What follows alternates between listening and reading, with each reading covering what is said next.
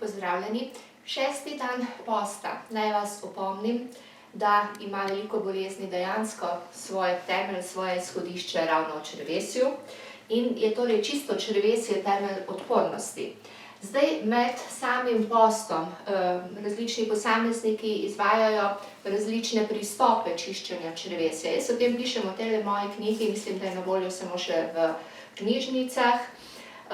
Rada bi vam pa danes pokazala samo 2 preparata, ki jo uporabljam, izpiranja črevesja pa osebno ne izvajam. In sicer prvo je lanenino seme, ki ga dajem v vse smutije zelenjavne in sadne. Pravzaprav moram priznati, da to začenjam z današnjim dnem, ker do danes pri samem izločanju nisem imela nekih težav, zdaj pa imam občutek, da se malo ustavlja in bom to pospešila. Drugo je pa predragovo priporočilo, pa je tudi pomaga, bom preverila, in sicer posušene slive sem namočila v vodo. V vodo dam z namenom, da se izloči predvsem sladkor. Bom videla, če se bom kdaj slabo počutila in se mi bo vrtelo, bom pač popila to vodo s sladkorno, pa bom prišla k sebi. Skratka, za zdaj to dvoje bom uporabljala za presnovo in pa po potrebi, o čemer tudi pišem v dogodivščini, povezani z marmelado, na tešče seveda žlica domače marmelade. Sicer pa post nikakor ni samo razstropitev črevesja, je tudi razstropitev naših misli, razstropitev glave. Duhovni post nekje zraven poteka, kljub temu, da jaz pač polno delam in opravljam svoje dejavnosti. Ampak se nam umiri, utiša nekako in je to obdobje, ko smo v bistvu bolj čuječni, bolj slišimo tudi sebe in je nekaj več zavedanja o tistih ključnih mejnikih, ki vplivajo na to, da se počutimo dobro v svoji koži in da smo nekako usklajeni tudi z globljim svojim notranjim jazom. In naj vam namignem, da je zelo dobro delati tudi dnevne inventure, tudi med postom, torej tudi če niste računovodja, ki morate skrbeti za pluse in minuse, prilive in odlive podjetja, da veste, ali podjetje nad vodo ali ni, se vprašajte, kakšne bilance dnevne delate pa v svojem življenju.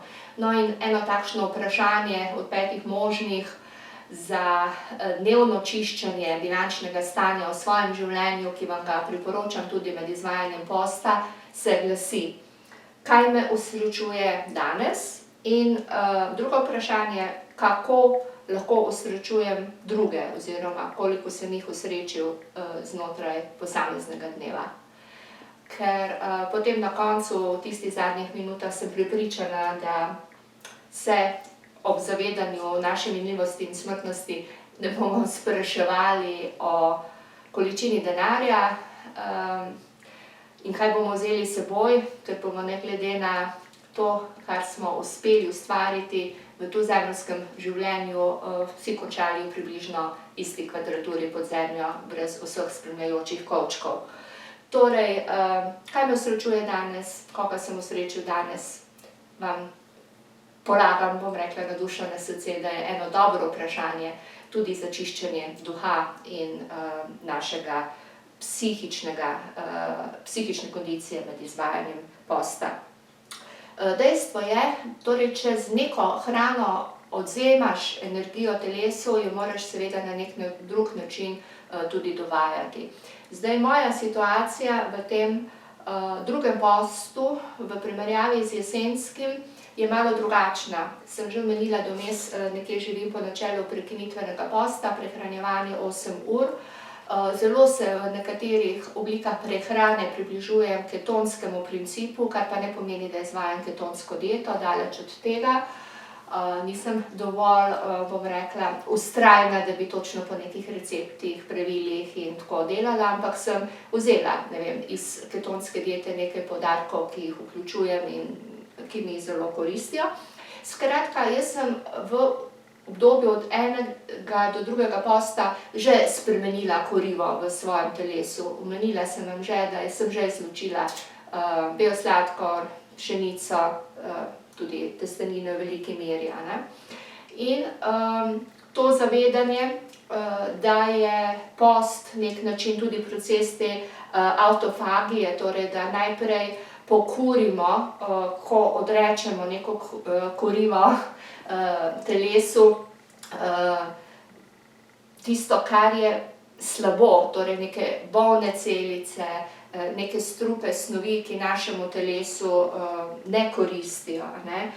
Poškodovano tkivo, tukaj tudi kakšni ognojki, tumori lahko gredo ven, ne. Torej, bolne celice se nekako razpustijo in ostane bolj zdravo tkivo. Zdaj, s postom se praviloma obnavlja tudi rastni hormon, ki vpliva na pomlajevanje, ne, tako mimogrede za šalo.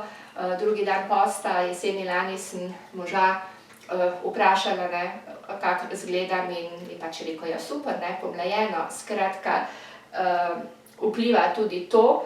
In pa še melatonin se nam nekako zvišuje, ne, se boljše počutimo, smo bolj zadovoljni, bolj srečni.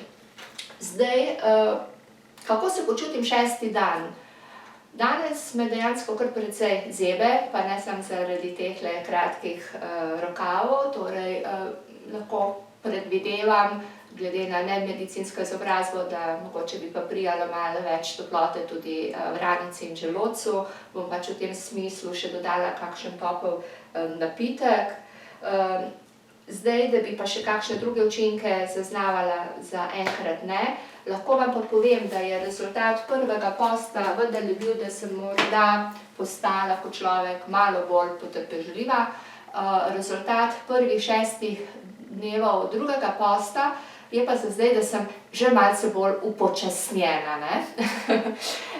Torej, nisem več v tistem elementu vse naenkrat, ampak malo bolj umirjena, malo bolj počasi izvajam stvari. Torej, jutri vstopam v 7. dan, to pomeni prvi teden od 21 dni bo za menoj. In začela bom uvajati določene oblike, kot sem že omenila, naribane hrane, in če sem bila včeraj, danes nekje v sodelovanju z jajci, bom jutri že vnesla nekaj na osnovi črne redkve in pa na primer jabolka, in bolj sistematično z pitjem na vsaki 2 uri znotraj tega prekinitvenega stanja 8 ur vnašala smutije na zelenjavni in sadni osnovi. Za začetek je zelo dobro uporabljati hruško, ananas, jagode. In pa jutri si bom izmerila tudi stanje krvnega sladkorja. Mislim, da sem vam omenila, da tle sem nekje na meji, ko je treba paziti, kakšno imam stanje sladkorja v krvi. No, in po 3 tednih oktobra lani se je to stanje precej izboljšalo.